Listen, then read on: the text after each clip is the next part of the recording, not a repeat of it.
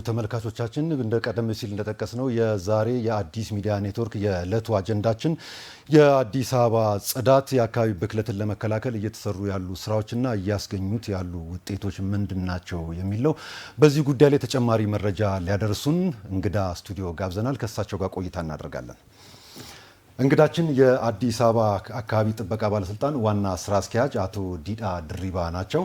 አቶ ዲዳ እንኳን ወደ ስቱዲዮአችን በሰላም መጡ። እንኳን ለሚሰጡን ምላሽ ከልብ እናመሰግናለን። እስቲ ቀደም ብዬ እንደመንደርደሪያ ማነሳሉት የአዲስ አበባ ከተማ አስተዳደር እንግዲህ በቅርቡ በሁለተኛው ብክለትን የመከላከል ሀገራዊ ንቅናቄ መርሃ ግብር እውቅናና ሽልማት እንደተከበረለት ይታወቃል፣ እንደተሰጠው ይታወቃል። ለዚህ እውቅናና ሽልማት ያበቁት ዋነኛ ምክንያቶቹ ምን ይሆናሉ? በጣም ጥሩ ነው።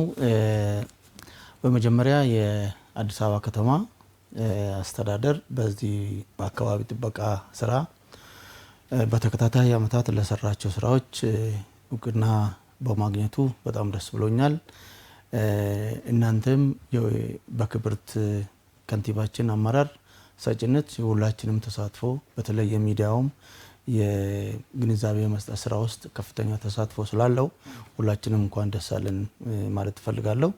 እንግዲህ አዲስ አበባ ከተማ ምን ሰርታ ነው ይሄን ሽልማት ያገኘችው የሚለው ነገር አንደኛ በተከታታይ የተሰሩ የአረንጓዴ አሻራ ልማት ስራዎች አሉ።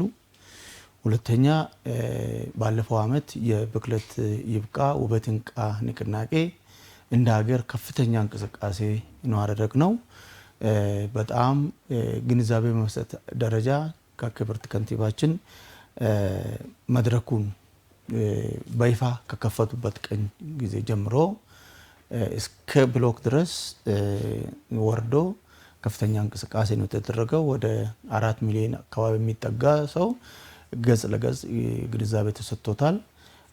እንደው ከ18 ሚሊዮን ህዝብ በላይ ደግሞ በተደጋጋሚ በሜይንስትሪም ሚዲያ በቴሌቪዥን በሬዲዮ በዚህ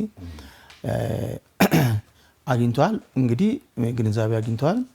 ከዚህ በመነሳት ንቅናቄው በመፈጠሩ ከዚህ ጋር የአረንጓዴ ልማቱ ከ2.8 አካባቢ ፐርሰንት ወደ 20% የአረንጓዴ ሽፋናችን በማደጉ እንደገና ደግሞ የአዲስ አበባ ወንዞችን ማጽዳት እና ከብክለት መከላከልና ማልማት አስፈላጊ ነው ብሎ ከተማው አምነው ደንብ በማዘጋጀትና ያንን ደንብ ተከትለን ስራ እየሰራን መሆናችን የኮሪደር ልማቱ አጠቃላይ አምና የተሰራው 5 ኮሪደር ዘንድሮ እየተሰራ ያለው የወንዞች ዳርቻ ልማት ጨምሮ 8 ኮሪደሮች ይህ ስራ በሙሉ የአካባቢ ጥበቃ ጥረትን ያሳያል።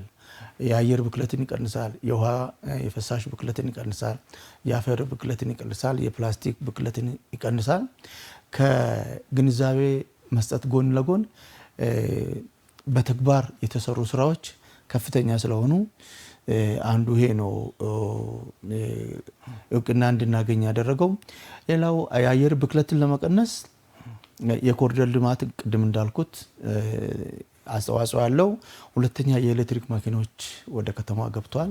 110 አውቶቡሶች በኤሌክትሪክ የሚሰሩና ወደ 150 የሚጠጉ ሚድ ባሶች እነኚህ በሙሉ ከመኪና ጭስ የሚወጣውን በካይ አየር ሙቀታማ ቀይ ጋዞችን የመቀነስ ስራ በከፍተኛ ደረጃ ስለተሰራ አረንጓዴ ቦታዎች በመብዛታቸው ወክዌይ የእግረኛ መንገዶች፣ የሳይክል መንገዶች፣ ሰፋፊ መንገዶች በመፈጠራቸው በጣም ተጠጋግቶ ጥብቅብቅ ብሎ ሲኖሩ የነበሩ ቦታዎች ደግሞ በመልሶ ልማት በጥሩ ሁኔታ ስለተሰሩና አረንጓዴ ቦታዎች በስፋት ህዝብ የሚዝናናባቸው እግረኞች የሚሄዱባቸው የሚያርፉባቸው ፓርኮች በከተማ ደረጃ በሰፊው ስለተሰራ ይሄ ሁሉ አጠቃላይ የሚሰራው በኮሪደር ልማትም በወንዞች ዳርቻ ልማትም በመልሶ ማልማት ልማትም ሁሉ የሚሰራው አካባቢያችን የጸዳና አረንጓዴና ምቹ እንዲሆን ስለሚያደርግ ይሄ ሁሉ ከግንዛቤ ገብቶ ነው እውቅና ያገኘ ነው ማለት ነው።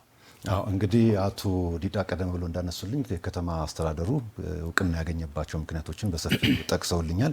እስቲ ወደ መጨረሻ ጥያቄ ልምጣ። እንግዲህ የትኛውም የአካባቢ ጥበቃ ስራ ይሄ ብክለትን መከላከል ይሆናል የአየር ንብረትን እንትን ማለት ያለ ህብረተሰብ ተሳትፎ እውን አይሆንም። እንግዲህ ከዚህ አንጻር ማለት ነው በእናንተ በኩል ማለት ነው እንደ ጽዱ ኢትዮጵያ ጠቅላይ ሚኒስትር አብይ አህመድ ሚያዝያ 18 2016 ዓ.ም ተግባራዊ ያደረጉት የንቅናቄ መድረክ አለ። ልክ እንደ ጽዱ ኢትዮጵያ ያሉ ንቅናቄዎችን ወደ ህብረተሰቡ ከማስረጽና እንደ ባህል ጽዳትን፣ አካባቢን ጠበቅን፣ ብክለትን መከላከል የህብረተሰቡ ባህል ጋር እንዲዋሃዱ ከማድረግ አንጻር ምን ስራዎችን ሰርታችኋል? ከህብረተሰቡስ ምን ትጠብቃላችሁ? እኛ የአብዛኛው የምንሰራው የግንዛቤ ማስጨበጥ ስራ ነው የምንሰራው። በአካባቢ ጉዳይ የወጡ ህጎች ብዙ ናቸው። ከህገ መንግስታችን ጀምሮ ማንኛውም ዜጋ ማንኛውም ነዋሪ በንጹህ አረንጓዴና ምቹ ቦታ የመኖር መብት እንዳለው ይደነግጋል። ያንን ለማስፈጸም ለማረጋገጥ መንግስት የተለያዩ ህጎችን አውጥቷል። የተለያዩ መስሪያ ቤቶችን መስርቷል። ህዝቡ የሚመራበትን አቅጣጫ አስቀምጧል። ያንን ህዝቡ ጋር እናደርሳለን። የግንዛቤ ስራ እንሰራለን። ህዝብ ላይ፣ አመራሮች ላይ፣ ትምህርት ቤት ላይ፣ የወጣቶች ሴቶች እና ታች ብሎክ ድረስ ያሉ ማህበረሰብ ጋር እንዲደርስ በፕሮጀክት ወይ ደግሞ አቅደን እየሰራን ያለ ነው።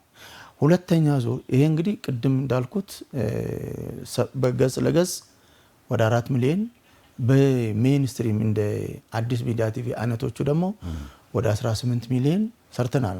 ዘንድሮ ደግሞ በዚሁ መልክ እናቅድና የዘንድሮ የተለየ የሚያደርገው ሁለተኛ ዙር በፊት በአንደኛ ዙር የሰራናቸው ሰፋ ብለው እዛ ውስጥ የታዩ ክፍተቶችም ካሉ አርመን አቅደን እንሰራለን።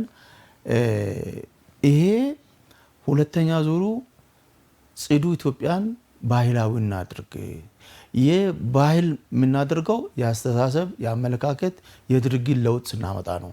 ህብረተሰቡ ማድረግ ያለበት የአመለካከት ለውጥ ማምጣት አለበት። የባህሪ ለውጥ ማምጣት አለበት። ይሄ ደግሞ ቆሻሻን እንዴት እንደምንይዝ፣ ብክለትን እንዴት እንደምንከላከል፣ ብክለትን መከላከል ጤናማ ኑሮ መኖር ነው። ኢኮኖሚካሊ ለሕክምና ለተለያዩ ነገሮች የሚወጣውን ወጪ መቀነስ ነው። ልጆቻችን አሁን ያለው ማህበረሰብ በሙሉ በንጹህ አካባቢ ሲኖር ለሚቀጥለው ትውልድም ይህንኑ ንጹህ አካባቢ ያስተላልፋል። አቶ የአዲስ አበባ ከተማ አካባቢ ጥበቃ ባለስልጣን ዋና ስራ አስኪያጅ አቶ ዲዳ ድሪባ ለሰጡን ማብራሪያ ከልብ እናመሰግናለን። መልካም ምሽት ይሁንልዎት። እኔም አመሰግናለሁ።